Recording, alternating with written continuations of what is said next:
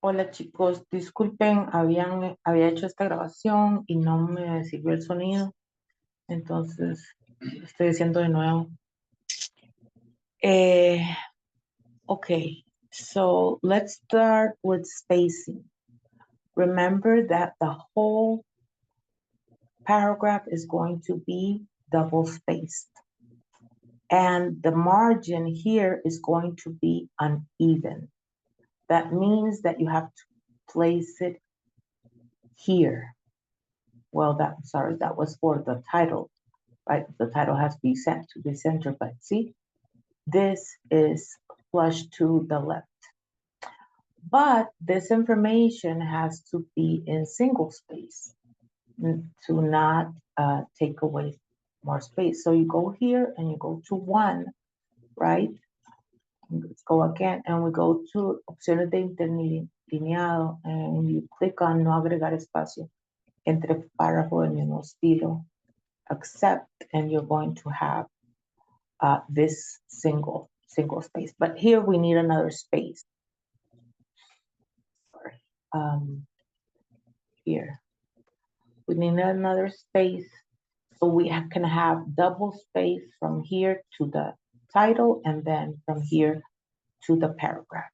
Now remember that the title is going to be in bold, negrita, right here, that is bold, and with the capital letters in, let's say, big words.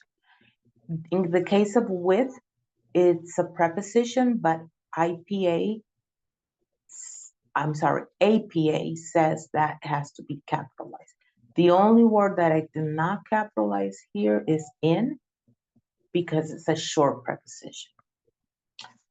Okay, so these are 296 words, and I think that for next time you should write 250, because 200 is very little, and next year you need to write essays.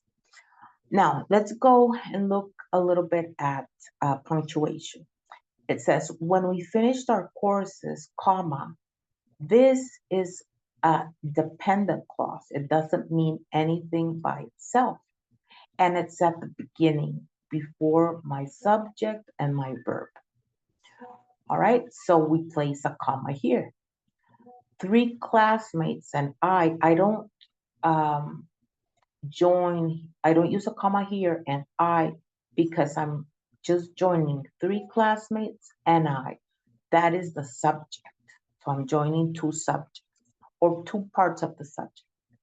Decided to go on a trip to celebrate our future graduation. We decided to go to Granada, Nicaragua, because several friends had recommended visiting the town. This is my topic sentence. See that it's not at the beginning. You don't have to make it, leave it in bold. It's just that I did it so I could show you. This is the topic sentence. It ended up being a memorable trip and, comma, and I, because this is the first subject and the first verb, it ended up. And here I have another subject and another verb. So I use a comma and. I loved Granada so much that I went back with my husband 2 months later.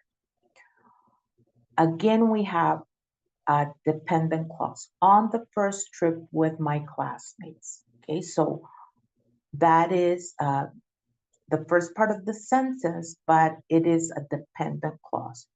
And here I have my subject and verb, we took. So I have a comma there.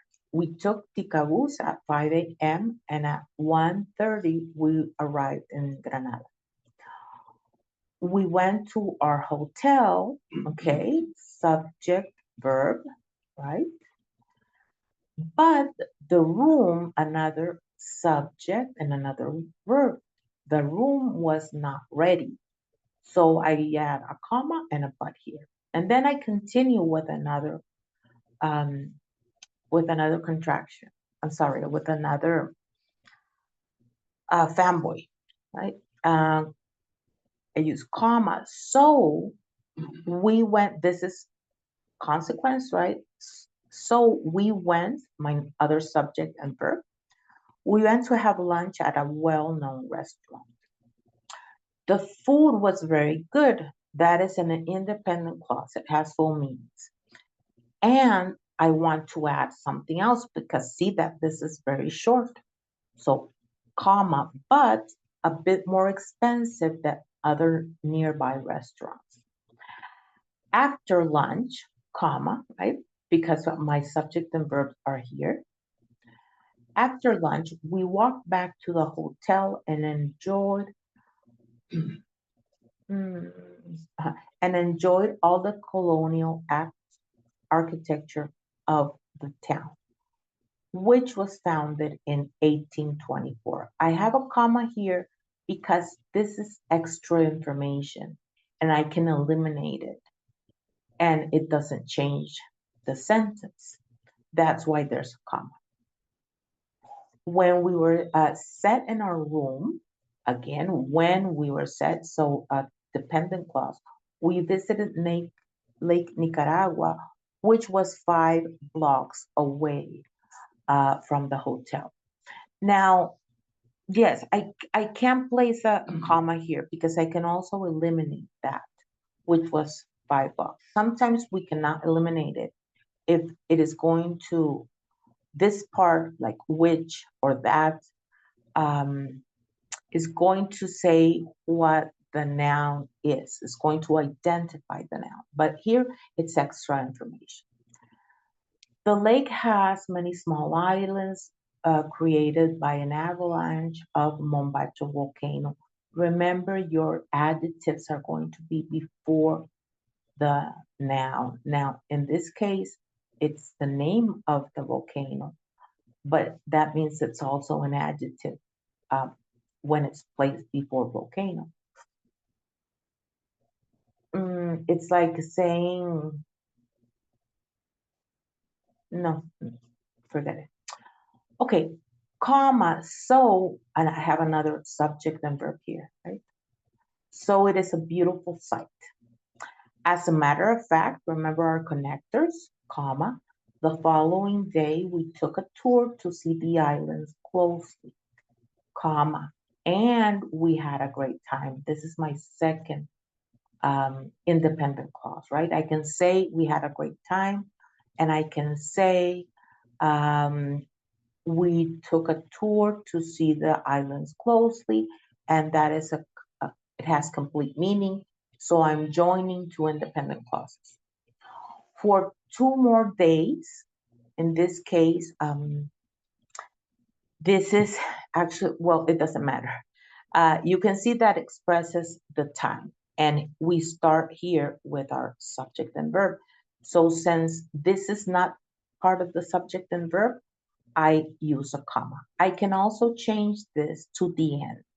Like say we visited the cathedral and some other museums for 2 more days. And then it would not have a comma. And here I have another comma and a but, which is contrary. Mostly we walked around the whole town to see the houses and government buildings, all in colonial design.